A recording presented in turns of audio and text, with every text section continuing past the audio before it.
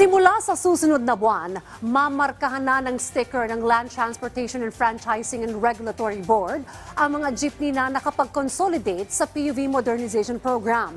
Maraming jeepney driver din ang nagtitiwala sa magandang benepisyo na may bibigay ng naturang programa. Yan ang ulat ni Joshua Garcia.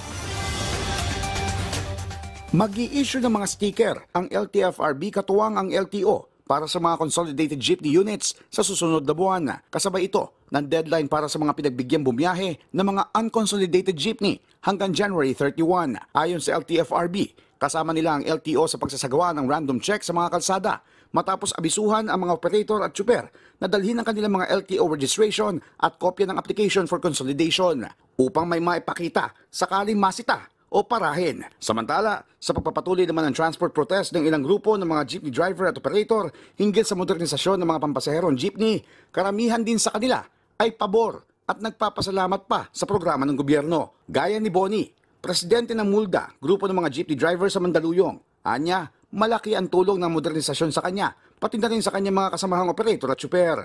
Unang-una po natulungan kami ng gobyerno sa service contracting. Pag hindi ka kasi consolidated, hindi ka kasali dun sa mga programa ng gobyerno tulad ng libre sakay na sagot ng gobyerno. Pangkalahatan naman, hindi naman pang sariling ano lang eh. Kaya yung iba may kanya-kanyang prinsipyo pero basta po kami, sumusunod po kami sa programa ng gobyerno. Para naman kay Ronnie, na pamamasada ang pangunahing kinabubuhay at miyembro ng Liga ng Transportasyon at Operator sa Pilipinas o LTAP, mabuti na rin daw na sumali sa kooperatiba para kahit papaano ay may masasandalan sila sa mga panahon ng pangangailangan.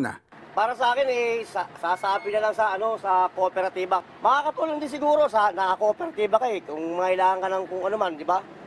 Halimbawa, mangutang ka ng baka pwede makatulong ba sa anong pangangailangan mo. Ayon sa Malacanang, sa pinakahuling datos ng LTFRB, nasa 76.6% ang consolidation rate na naabot ng gobyerno para sa mga jeep sa ilalim ng PUV Modernization Program.